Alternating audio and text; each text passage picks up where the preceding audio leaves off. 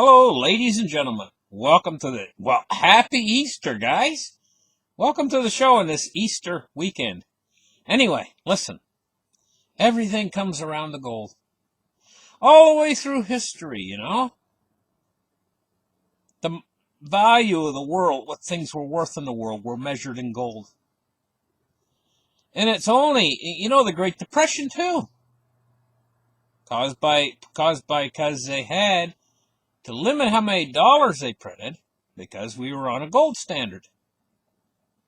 This is why the value of the dollar increased so greatly during the 1930s.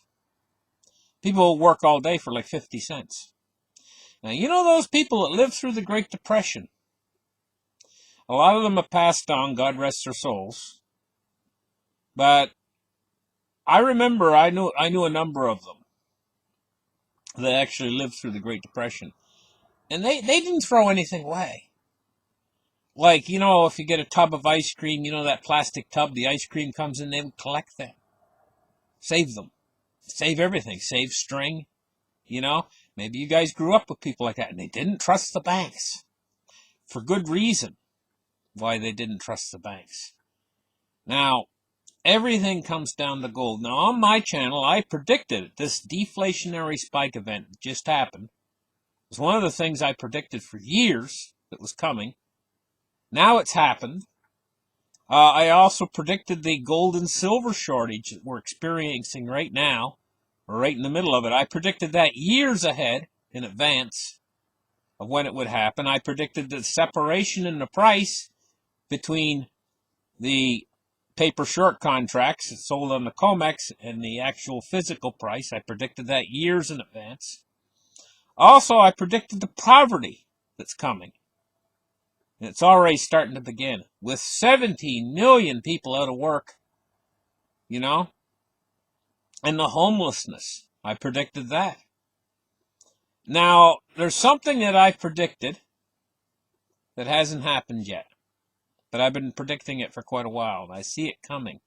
And this is a special type of gold confiscation. This is what I'm predicting. Not the type of gold confiscation where they outlaw gold and they make it illegal and then they go from house to house searching for people that have gold to throw them in jail. That's not how they're going to do it. The reason why is because if they do it that way, they're not going to get all the gold. The central banks have went through a phase of gold accumulation. And in that phase of gold accumulation, what they've been doing is they've been buying gold on the cheap. They've been keeping the price down through the paper markets, the COMEX, through price manipulation. They've been keeping the price down.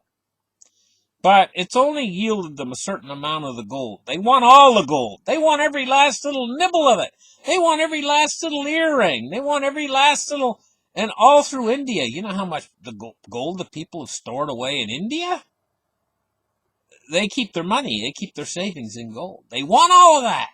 They want all of your... They want your aunt's special earrings that were bought to her by her on her wedding night. They want that.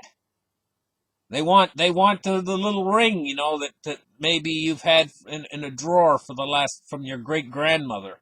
It's 18 karat, and you might have had it in a drawer for the last 50 years. They want that. They want it all.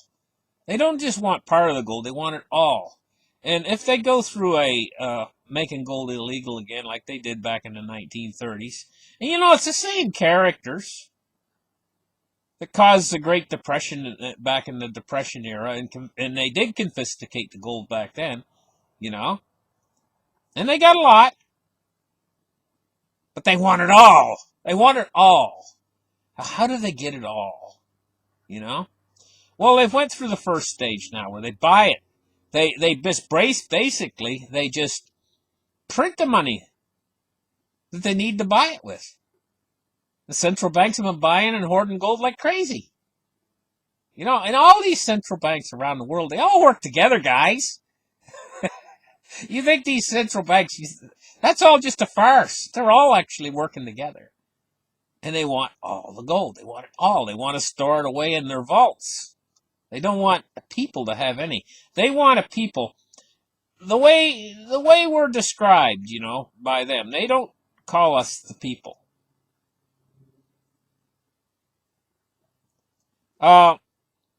They talk in kind of legal kind of jargon, They call us human resources. We are human resources. You ever seen within the government, the Department of Human Resources? We are human resources.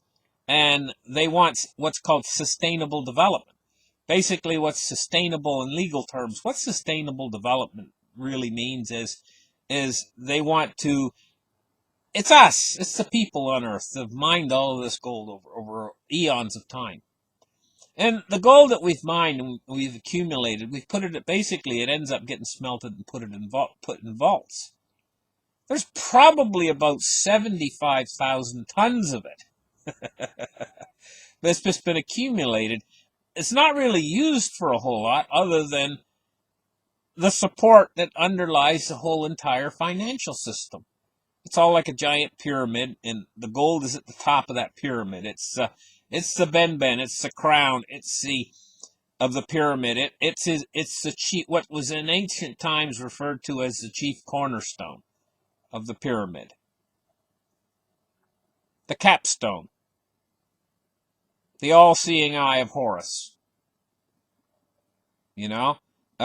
Which is a giant triangular monolith of foursquare, triangular monolith of gold.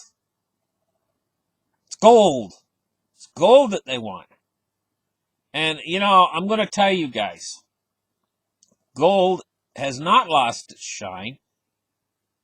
They can print all the money that they want. They can print all the money in the world, but they want your gold. Now I'm going to get down to the nitty-gritty of it. How are they going to confiscate the gold? All of it. To get every last little thing. To get every last, even what comes out of your teeth, they want. They want it all. Okay, well, first they go into phase one. Phase one basically works like this. They just print money and buy it off the open market. But they want to print it they want to get it as cheap as they can, so they rig the price down lower. Using the paper COMEX markets. Well, we've went through phase one for quite a while now, and they've accumulated one heck of a lot of gold the central banks have. But they want it all. So, now, the confiscation. Let's talk about it. Okay. If they can get everyone out there, and a lot of people, hoard gold. People have gold. A lot of, especially in places like India, but in the United States too. You guys probably have, even if you're not a gold bug, you probably have gold. Maybe gold rings, maybe gold earrings. You have some gold in your house. Maybe a gold chain, maybe a gold bracelet from an anniversary, And, if you go across America, this comes to heaps and heaps and heaps of gold. If you go all the way across America, if you could get every last little bit of that.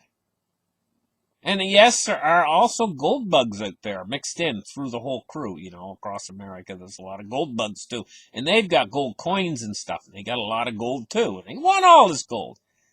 So, first you go through stage one, where they buy it on the open market for money that they printed. The ink isn't even dry on it yet. So basically they're getting it for nothing. Then they store it away in the vault. But then to get all that extra gold, all the last little bit, the earrings and everything else that you've been hoarding for years, then you got to change the tactic. What you got to do is you got to make the people poorer than church mice. You got to take away their jobs. You've got to make everything that they buy in limited supply. And have the price of everything go through the roof so that when they go to work, when they do go back to work, prices are going up like crazy on everything. But the wages are not going to be going up. So what's going to happen to these people after a while, They go through this after a while. What they're going to find is their bank account dwindles down to nothing. Their credit card bills go through the roof,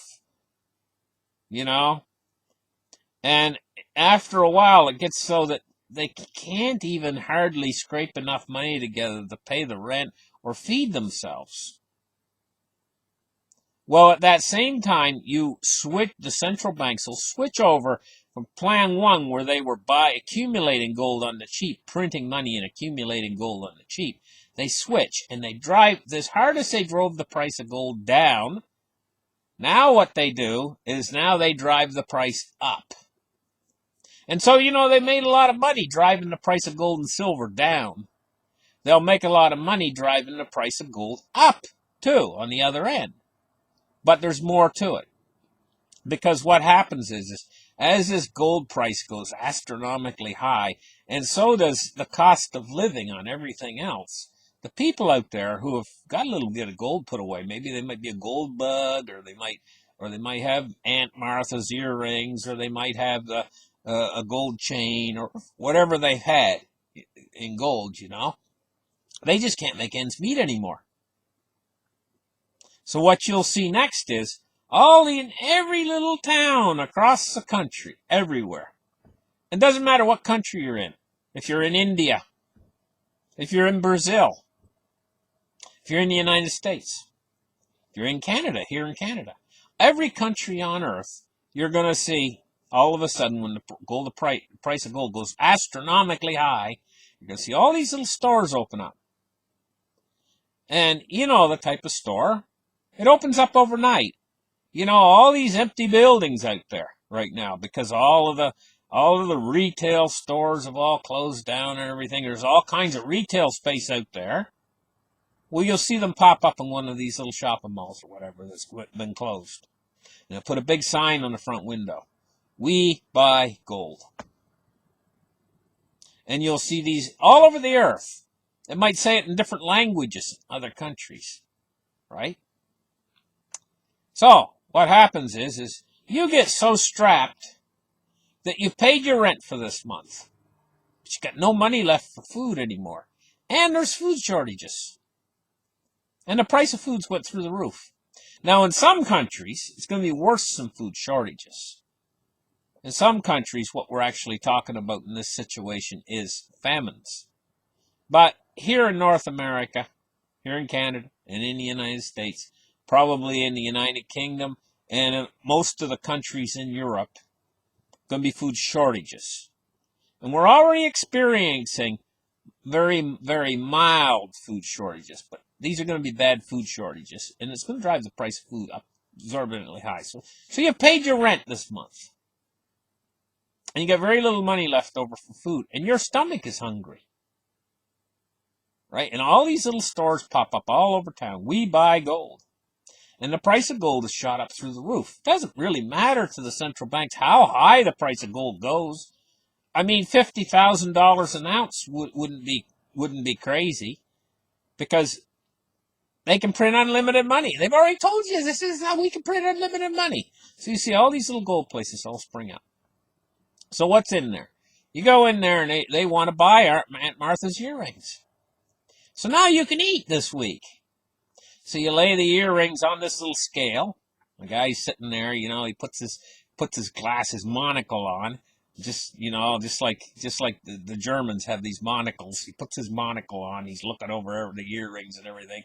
And, he sees they're stamped 10 carat or whatever. He lays them on the scale. Maybe they're 14 carat. He lays them on the scale, He checks them to make sure it's real gold and everything else. He might even bite it with his tooth. I don't know. I'm just making this up, But this is what'll happen. It's something very similar. You check and make sure it's gold and everything. And then when he determines it's gold and he's got it all weighed and everything on his scale, straight down to the microgram, then he tells you what he's going to pay you for it. And you really want that food because you're hungry, because you've run out of money and you don't have any money for food. I mean, when it comes down to your stomach growling and being satisfied, or hanging on to Aunt Martha's earrings, you'll opt for your stomach every time. And so now what he does is he takes your earrings and he drops them into a little bucket, and he shuffles it away into the back room with a whole bunch of other stuff that's in there. It might be bracelets and all kinds of gold stuff. You know, he probably has one container he puts a 14 karat in, another container he puts a 10 karat in, another container he puts the 18 karat in, you know, and another container for the 22 karat gold, you know, all these different containers. And he's filling those containers up. Now, it's not just him. There's going to be thousands, tens of thousands of these little We Buy Gold stores everywhere around the world, right? So he comes back into the room and he says, okay, I'm going to give you $1,000 for those earrings, you know, because it was like 1/10 of 1 gram of gold. That's how expensive gold's going to be. So he peels off all these $100 bills and slides it across the table to you, and the transaction's completed. And he drops your little earrings into the little thing of gold. Now, then there's a guy that comes along about once a week and collects all that gold that he's collected, takes it off to the smelting company.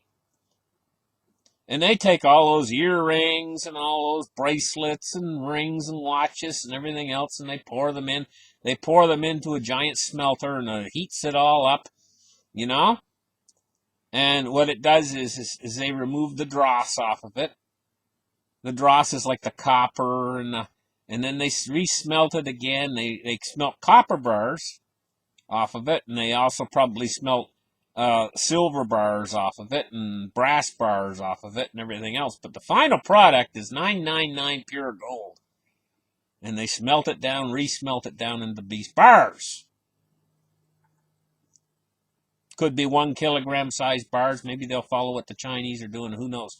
Maybe they'll make them like ounce bars still, but whatever. In the end, it's going to be 999 pure gold.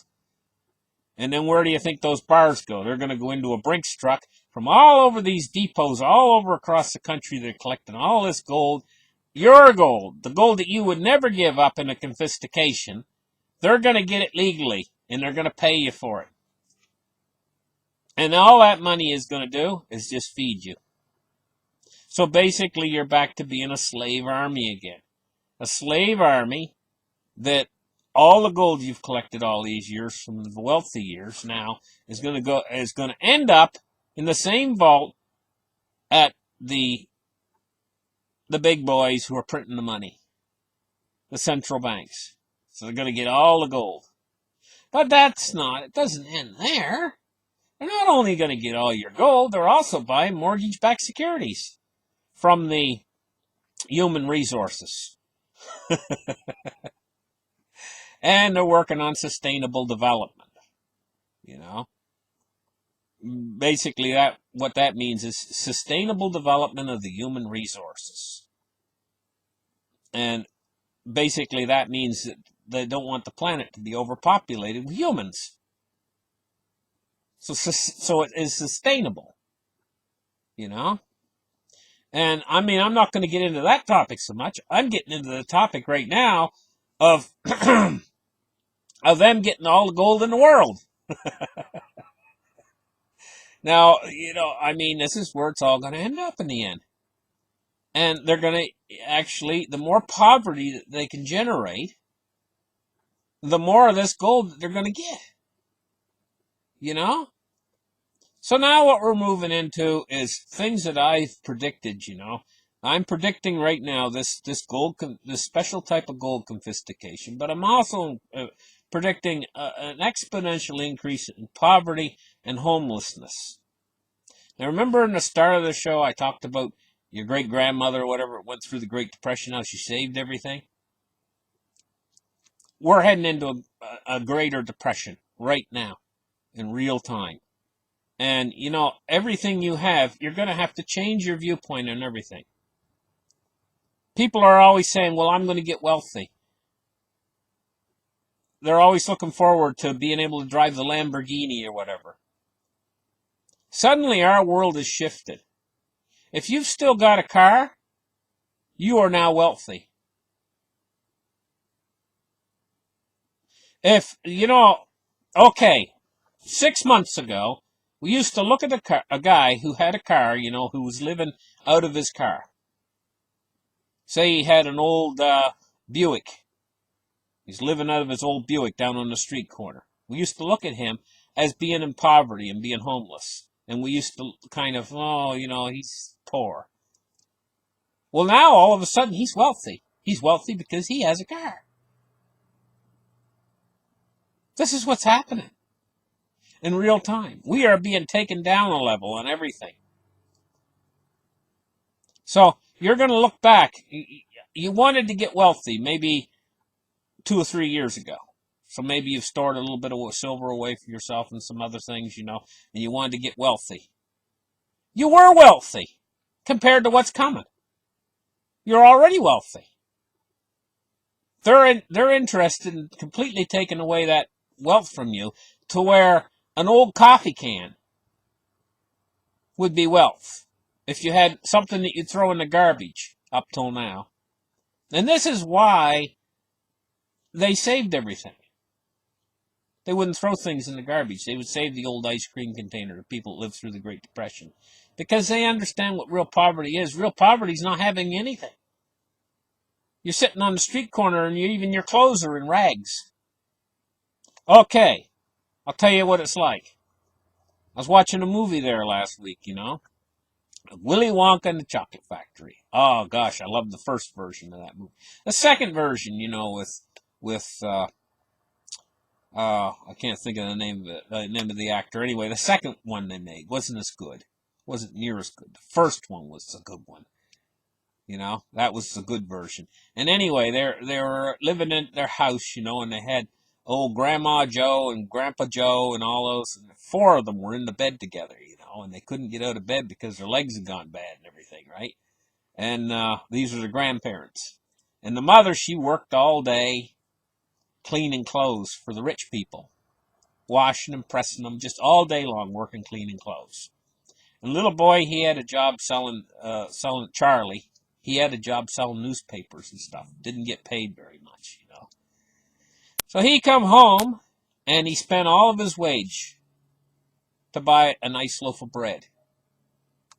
And he come home, and they were there, and old Grandpa Joe was drinking the cabbage water soup. That's all they had, cabbage water. There's no calories in cabbage water. In fact, in the military, they'll feed you cabbage as a diet to make you lose weight because, eating cabbage is less than eating nothing at all.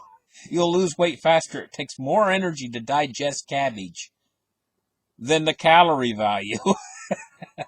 So they were drinking cabbage water. This was their dinner, And so the young guy comes out and he reveals the loaf of bread. And they're all saying, we're going to feast like kings on a loaf of bread.